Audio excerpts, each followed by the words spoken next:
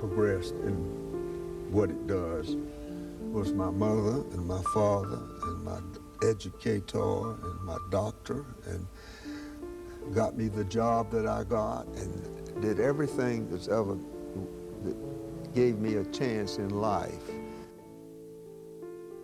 The foster care situation, I think, was nice. I mean, there were people. Everybody was caring.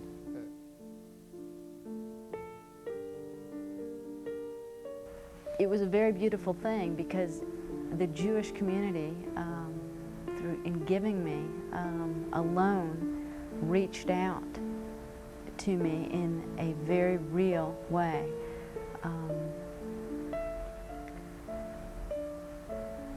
I was in need and wanted to complete my education, and education was an important family value and an important Jewish value. From the very beginning of the Jewish presence in the New World, our admission was contingent on taking care of our own.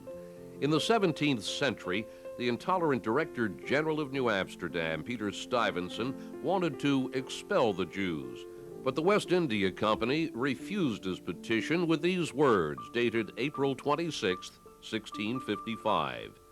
These people may live and remain here, providing the poor among them shall not become a burden to the community, but be supported by their own nation.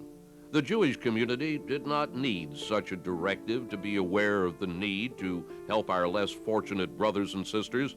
Taking care of our own has always been part of our heritage. It is our duty and our legacy to future generations. You're not only helping one person, one family in this generation, but you're helping down the line people who will be able to help others, which to me is the highest form of Jewish tzedakah. Tzedakah is the fulfillment of one's obligation to help other human beings. What they do is the highest level of giving. They apportion funds to people to help them move on and live a better life. And there are no names connected with this except that it came through this agency. And that's just about the highest level of giving according to Maimonides. As the United States grew, so did the Jewish population, and so did our spirit of tzedakah, with the rise of Jewish organizations to provide assistance to the needy. This is the story of one such organization, one that is unique in its efforts as a regional agency, spanning 18 communities in 5 states. One that has gone through 3 distinct missions, with one overriding goal: to help our young people become independent, secure members of our community. The Jewish Educational Loan Fund is a living tribute to the vitality that an agency can have when it is staffed and governed by people who think in terms of moving with the times instead of trying to fight them or giving up. Our work began 118 years ago, and to a large degree our story is told by the people involved in our organization's programs. The recipients, providers, supporters, the staff, and those who have played several roles. So the combination of having quality community people with concern and then also hitting on a real need has certainly kept it through 118 years, and I suspect it'll continue on hopefully for another 118 years. We began as the Hebrew Orphans Asylum, founded by Gate City Lodge of B'nai B'rith in 1876. It was part of a national network of orphanages for Jewish children sponsored by B'nai B'rith across the United States. We offered a haven to children in the organization's 5th district, from Florida, north through Georgia, the Carolinas, Virginia, Maryland, and the District of Columbia. From the day our doors opened in March 1889, We helped children who'd fled Europe's pogroms, as well as poverty and other family tragedy. My father died when I was 10, and my mother had taken critically ill with tuberculosis. In 1918 and 1919, there was an epidemic of tuberculosis, and at that day and time, you didn't recover from tuberculosis. You were sent away to die. And my mother was sent to Asheville, North Carolina, where to a sanitarium for tubercular patients, and there was nowhere for us to go. So our relatives were poor, and they took us to the orphans' home. As a baby, I think I was passed around because nobody, my mother had to go to Asheville, and my father used to travel on the road, I believe, and they had no one to leave me with, and so I went to an aunt's house, and she kept me as a baby, I think, for a little while, and then I don't think they could handle it. I don't know where else I went, and then I went to live with a cousin, my uncle's daughter, who lived in Gainesville, Georgia. She was a newlywed, had no children at the time. So I stayed with her until I was able to get into the home. I'd like to add that I am glad that I was there for those years that I was there. That helped me so much to be there with a group of the children. It was like a family that way. We all stuck together. We would slip down the hill and eat these locusts. They were brown, long, brown. Over the years, hundreds of children called the orphanage their home. My mother became very ill. In fact, she had TB, and she was sent out to Denver, where she passed away. I had 3 brothers and 2 sisters at the time, and my father couldn't take care of us. So they put us in an orphan's home, a Protestant orphan's home in Jacksonville. And I think I was there, of course, I don't know, 2 or 3 years, but when they decided, I guess, that there was a Jewish orphan's home in Atlanta, that they were going to send all of us boys, my 3 brothers and myself, to Atlanta. I was 9 years old. My father had died.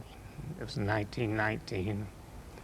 My mother had 7 children, the oldest of which was 14, and I was right in the middle.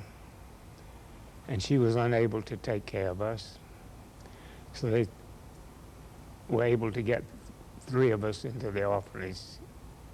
I and 2 twin brothers who were a couple of years younger than I. The orphanage stretched an entire city block along Washington Street between Little and Love Streets, and the children who lived there were to be treated like everyone else, even though they were called inmates. They attended neighborhood public schools. They received religious training at the Hebrew Benevolent Congregation, now the Temple, and at Avith Achim Synagogue. The home offered after-school classes in typing, stenography, plumbing, and printing. Some orphans went on to college. Despite such opportunities, it was still an institution. I was always sort of ashamed of the fact that when I was at school, everybody knew I was from the orphan's home. And I felt a little bad about that. The first pair of long pants, for instance, that they gave me after I got confirmed, someone had donated some burlap. And if I remember, I think Lowe's manufacturing company made some long pants for a few of us fellows out of the burlap. And I was so proud of it. When I went to school, some kid said to me, "Who died and left you those pants?" And we would march up to breakfast, and one of the things that might be interesting is before we went to any meal, our shoes had to be shined, and we had to take our nails and show them that they had been cleaned. We'd have to wash our face and hands, and they would check our nails before each meal to see that we were clean before we went to the meals. While the orphanage stood as a tribute to the efforts of the entire region, it was a triumph to Jewish leadership, Jews mainly of German origin. Essentially, the German Jews wanted to make it clear that Jews took care of their own, that they would not be a burden on society. They were well educated, they were active business people, they were essentially representative of the upper middle class. And what these people were geared towards was the most professional activities in American history, not American Jewish history, but in American social services at the time. These were Jews with professional and business ties to the non-Jewish community, with an interest in keeping those links intact. These people did not want lawlessness. They wanted an educated clientele here. They wanted social control, again because of the image with the secular community. Now this seems very cold-blooded, it seems very calculating, and that was part of it. But it also was a sense of these were fellow Jews and they would take care of their own. The asylum became known as the Hebrew Orphans' Home after the institution split from B'nai B'rith. We didn't have excellent food, we didn't have nice clothes, but we got an education. The only thing I didn't have was love, but can't have everything. I do agree that that was the best place we could have been, because I think we would not have come along, and no telling what would have happened to us if we had not gone there. There was no other place for us to go. The experience that you had, whether it's enjoyable or not, is not the bottom line. The bottom line is what it really did for you. The strict bringing up that we were given there stood us in good stead. The orphanage not only served needy Jewish children, it also served the Atlanta Jewish community. And we had an athletic club at that time called the AYA, and we used to play baseball and football and basketball, and we played out at the home. My mother did all of her sewing at the orphan home with her sewing club. Carolyn Has Khan recalls her father's Sunday morning meetings to oversee the home's investments. He was picked up at 11 o'clock and left home to see about these properties, to invest the money. The orphanage also became the major Jewish charity to support in the Southeast in the early 20th century. The minute books list contributions, large and small. This is the minutes of 1923. I. Berman. Well, I. Berman was Israel Berman, my grandfather. The next was Mrs. S. Berman. Well, that's Sarah Berman, my grandmother. Right on down, I. Macy, that was my uncle. L. Weiner, my father, $1. S. Weiner, my uncle, Sam Weiner, $1. And think of all of these people, and I've said that people who've contributed, Jews in Georgia, from Tybee, from the seashore of Tybee to the mountains of Dalton and all over, Rochelle, Georgia, Rome, Georgia. This is Jewish Southern history. When it arrived, I was flipping through it, and I was reading through the numbers and not really noticing any of the names, where the monies come from. But there was one that stuck out that certainly caught my attention, and it was my grandfather's uncle, whose name was the same as my own, Edward Montag. And his fund, probably established 100 years ago or further back than that, has now become a reasonable contributor to the overall Jewish Education Loan Fund. We closed the orphanage in 1930. All of our charges were placed with relatives or in religious Jewish foster homes. The idea was that a family background was better for the child than just a group home with peers and an overall superintendent. That the idea of the one-to-one relationship that took place within a family was more important and in every way from a nurturing standpoint. So that was the move. And it wasn't only exclusively in Atlanta or in the southeastern region of the B'nai B'rith setup that was done. That was all over the country. At the same time, many cities in the Southeast formed Jewish federations and family service divisions.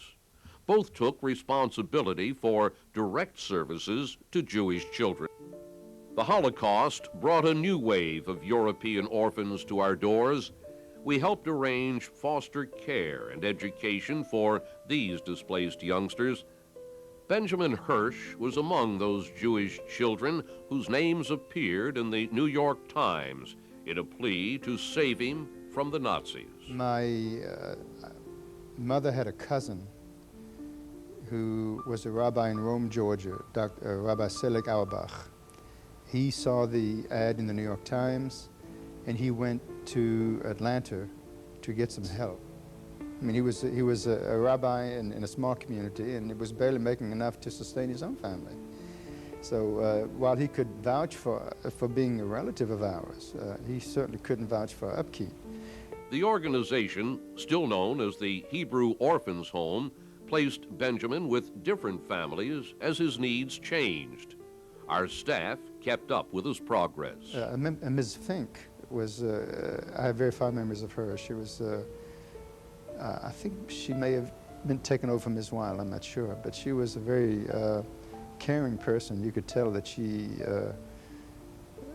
she had special care for individuals. When she spoke to them, when she spoke to me, I felt she was talking to me, and she cared about what my problems were.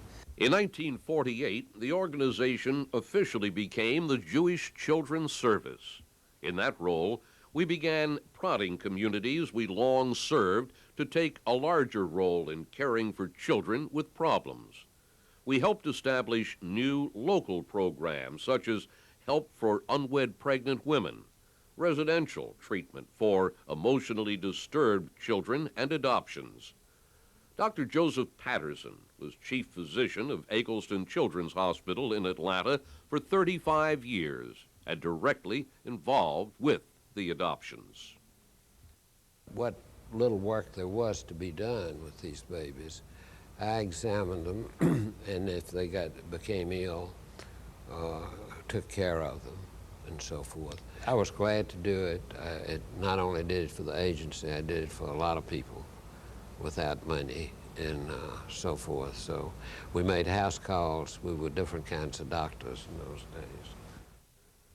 By 1960, the Jewish Children's Service arrived at a crossroads. A survey conducted by the Council of Jewish Federations and Welfare Funds and the Child Welfare League of America suggested the organization discontinue all direct services. It was a very difficult time to justify continuation of the agencies unless this strong board really believed that there ought to be, that we had to do something to carry on. Several prominent community leaders proposed that the JCS be abolished as an independent regional agency and its resources be transferred to the then Atlanta Jewish Welfare Fund, now the Federation.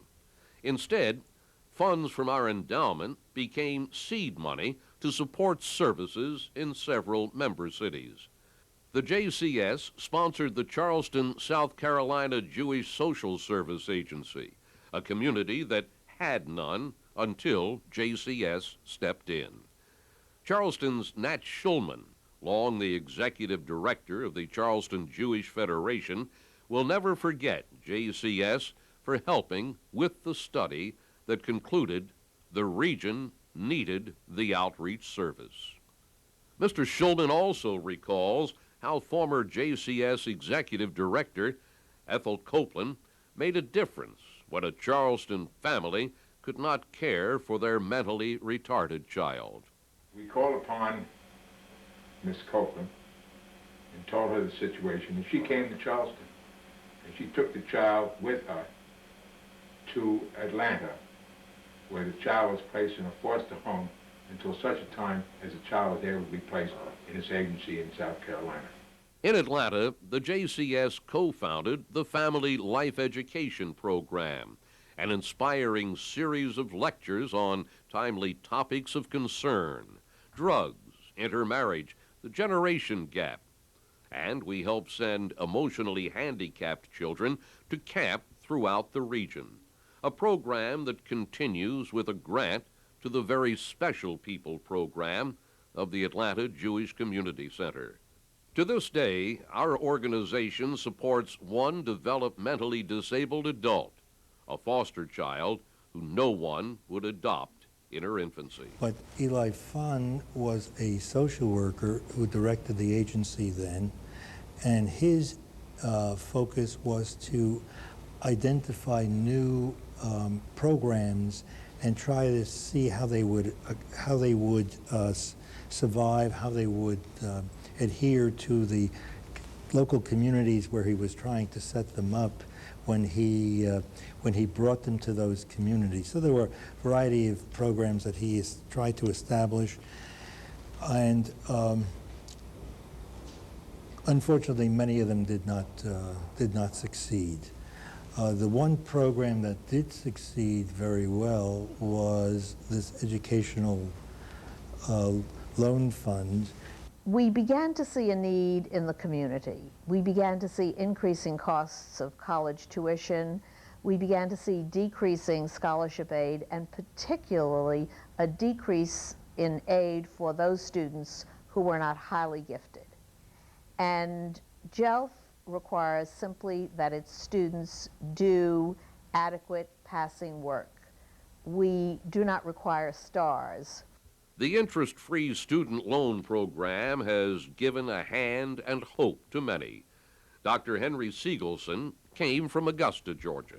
You wonder how does $1,000 a year make a difference, but state schools are inexpensive, and I had some gifts from relatives, and I worked, and I borrowed some more money from the state, and I went to medical school. I look back at this picture as one of the great days of my life, and I also think back to the people that gave me loans, and the Jewish Children's Service Fund that enabled me to graduate from medical school has enabled me to help society, to deliver medical care, to earn a good living, and take care of my children. And I can't do more than that. We also made a difference to attorney Lynn Borsick. Not only is she a loan recipient, she's a member of the committee that reviews loan applications. But this really cemented, or helped to cement, a commitment on my part. And I want to give back to the community in lots of ways. And serving on this committee makes me very proud. George Washington was my first choice before that. And what made that difference? Local organizations administer the program in the 18 communities we serve. JELF has been really a godsend to students in our community. We're talking about the neediest of the needy here. People without this $750 or $1,000 or $1,200 would not be able to go to college. JELF is making the dream of a college degree a reality for Matthew and Allison Hesch. Their father died when they were children. Their mother does all she can, but can't help with college costs. Matthew majors in biology at the University of Miami and has his sights set on medical school. I have to work no matter what because I receive a college work-study award. And if it wasn't for JELF, I'd have to work 60 to 80 hours a week to fill in the gaps, which is ridiculous because right now I work nights. And that's the only type of job I could have because during the day I'm in the lab all day long and performing experiments. And basically without JELF, there would be no way I could pull this all off and still get the grades I get and be awarded the options I'm going to have in the future. Allison, a dancer, is majoring in psychology. I do have some sort of a scholarship here because I'm an honor student. So they help me out a little bit, but it still isn't enough. Books are very expensive. JELF helps me with that. All my school supplies, I mean, there's no way that I could have afforded that myself. And when you go through these applicants and you read the family situations, the home involvement, down here, the situation after Hurricane Andrew, with many families having lost their businesses, having had deaths in their families. It's really very, just a very heart-wrenching experience. And the board involvement in it, we all just want to whip out our checkbooks and write a check ourselves. So JELF is doing a tremendous job. Throughout the communities we serve, individuals who believe in our efforts are keeping the loan programs alive. Donna and Jerry Weiss support the loan fund in South Florida through the Family Foundation, named for Donna's father. Well, since I was physically able to meet with the students, hear what they wanted to do, and know that my loan helped make a difference in their life, that is so satisfying. Anything that a foundation can do that becomes personal, becomes satisfying. It's not like giving to a large charity where you're not really sure who the recipient of that dollar is. Okay, this is N27. The process continues as the Educational Loan Fund Application Review Committee considers each request. B. Feynman co-chairs the committee. We have a representative from each community we serve, and we try to get people from different vocational backgrounds that can look at each applicant in a different way. Psychologists, doctors, lawyers, teachers. The process that I go through is I've read the standards and the criteria. Then I read the student's brief, figure out whether or not it's somebody that I think qualifies. And if so, is it the full amount, is it a partial amount, or is it somebody who doesn't qualify at all? And then you give the reasons. And the input that comes in, by and large, if you did it cut and dry by just looking at percentages, most of the time people agree with you. When they don't, I've found 9 times out of 10 it's a darn good reason. Judy Wallman co-chairs the Loan Review Committee. She was also a loan recipient from Charleston. Any student that we've actually funded in the past is a priority. Once we've made a commitment, we do like to fulfill that commitment to that student as long as the conditions remain the same.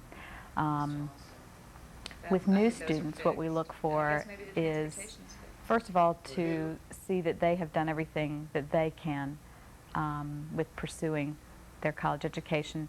To number one, we give preference to in-state, choices of in-state schools. If a student has chosen an out-of-state school, we look to see if the package that they've been offered actually makes the school the same cost as an in-state school.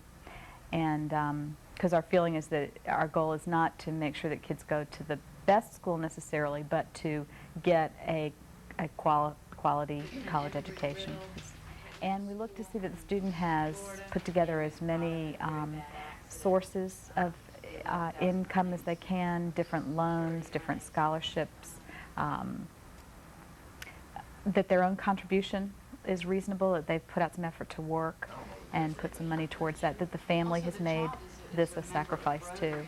And we view the Jewish Education Loan Fund as that final piece that helps to make the college education possible. The Jewish Educational Loan Fund is there when students have nowhere else to go, whether it's for undergraduate, graduate, technical, or vocational schools. I remember when I was a kid, my father used to tell me you can lose everything you have in life, but you can't lose your education. And with your education, you can rebuild.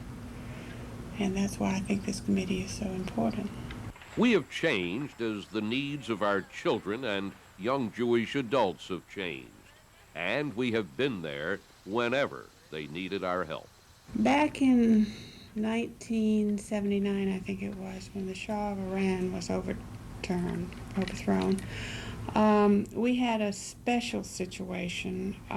At that time, we had a lot of Iranian students here, and their parents couldn't get money to them. And without the money to pay for their college tuition, they would have had to go back to Iran, which would have been extremely dangerous for them personally. And so the board of the Jewish Educational Loan Fund allotted a special amount to help these students through school. We have responded with each new wave of immigration of Jews in need. We are currently helping many Jewish students who came from the former Soviet Union. And since no one knows for sure what the future may bring, we will be there. We had some very sad situations where families had endured serious medical problems, or parents had died, students were left alone. But when you see a 18, 21-year-old child who has no parents, no source of income, nothing, you know, it's one thing to go to Georgia State on the cheapest tuition possible and get some help, but where does a child eat? And once they're past 18, where do they get the money? It is really, really pitiful. I guess the most pitiful was the father deserts them and you don't see them. And one of my pet peeves is when you say a couple gets divorced, and I can understand that. But how does a person divorce their children? You know, that's hard. That's hard. So, you know, thank goodness we're here to help. Each year, we award approximately 100 loans to new and repeat loan recipients. Each loan averages about $1,100 per student each year. Approximately $1 million is either going out as loans to students or is awaiting repayment. And we do have a wonderful reputation in that most of our loan recipients do pay back the money. And that gives us an opportunity to go ahead and loan it on to other people who need it as well. The intake that is done when someone comes to the caseworker at the agency that does the intake, and this has been established by the JELF board, the whole form, and it's given to them. These are the things we want you to talk about. This is the information we have to know. But we also want you to explain to the loan recipient a bit of the history of this agency. So when we loan them that money, they understand where it comes from and the feelings of the people who amassed this money for them to receive as an interest-free loan. This same feeling of partnership has kept our past presidents actively involved. Some of our leaders remain dedicated for life. We're still trying to repay our debt. We'll never get it repaid. We repaid the $1,780 that they lent me to go to college. And then we've been repaying our debt ever since then, and we still haven't got it paid off. But part of my payment was my son becoming active. The Garbers are one of several families with more than one generation involved and supportive of our work. Steve, like his father, served as president and is currently chairman of the board. His wife, Mary Ann, has been active on the loan committee, among other activities. We've talked about it to our kids. So it's, if you talk about Jewish values, l'dor v'dor, the notion of generation to generation here, it's an object lesson for us. It's a real values lesson that, as Dad has said, it's not like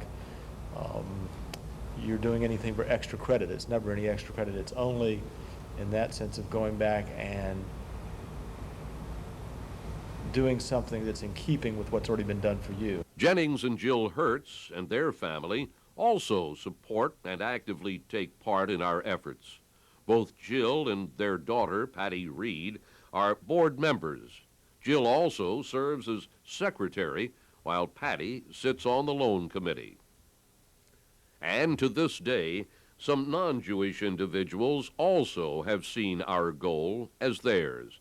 People like Roy Day, a partner in Al Garber's accounting firm. We got a letter from a lawyer in Florida which said, Mr. Roy Day has passed away and has left the Jewish Children's Service, which was the name he knew it and audited it under, 1/4 of his estate, which came to $70,000, period. Now, I think might have been 5% because of me, but it was 95% because of what he saw, the good that was being done. The Simon Wolf Endowment Fund, begun nearly a century ago, receives and holds all individual contributions, special tributes, gifts, bequests, legacies, named funds, estates, and loan repayments. It began with a pool of about $100,000. With the help of investment advisor Kerry Copland of Wertheim, Schroeder and Company, the fund has grown to more than $2 million. He takes his guidance from the investment committee, and we get monthly statements, plus he will give us written reports during the year to tell us what's happening. And at any time we ask him, he'll also update us on telephone or in writing. Done a marvelous job for us. Still, only the interest income from the Simon Wolf Endowment Fund supports the loans. With college costs heading higher, more students are asking for our help, and they are asking for greater sums of money. We hope we can meet those needs. Maybe at some point down the road we'll be able to give larger amounts to more widespread group of deserving students. College costs are escalating. I mean, I don't even know how some of our middle-income families are going to afford it pretty soon. We may face even greater challenges in the future. We will be there. Pidyon Shavuyim, the redemption of the captives, is a commandment that supersedes all other obligations. Why? Because in Jewish history, we've had many occasions when many of our people were captives, sold into slavery. And saving a human life is the most basic and most important commandment that we have. Charity in Judaism is, as you know, tzedakah. What is the root of tzedakah? Tzedek. Justice, righteousness, responsibility. Tzedek, tzedek tirdof, the Bible says. Always pursue justice. Always pursue the responsibility that you have to one another, because Jewish need will never cease to be. Need is something that is inherent in human life. And when need is there, the Educational Fund, which provides a basis for people to establish themselves, I think this is one of the most sacred and most important projects that we can be part of. I am happy to have come to Atlanta in 1929, 28, and I saw the orphans' home in operation. I was there a few times. But now as I see what it's produced, the Educational Fund, and I know so many people who have benefited therefrom, I say that these people who are active in it, and to you, Al Garber especially, my yarmulke off to you. God bless you. God bless you. Continue this work, and may all of us join with you in this sacred undertaking. From the Hebrew Orphans Home to the Jewish Children's Service to the Jewish Educational Loan Fund, 118 years and counting. We have grown, changed, and grown some more. We make a difference, one life at a time.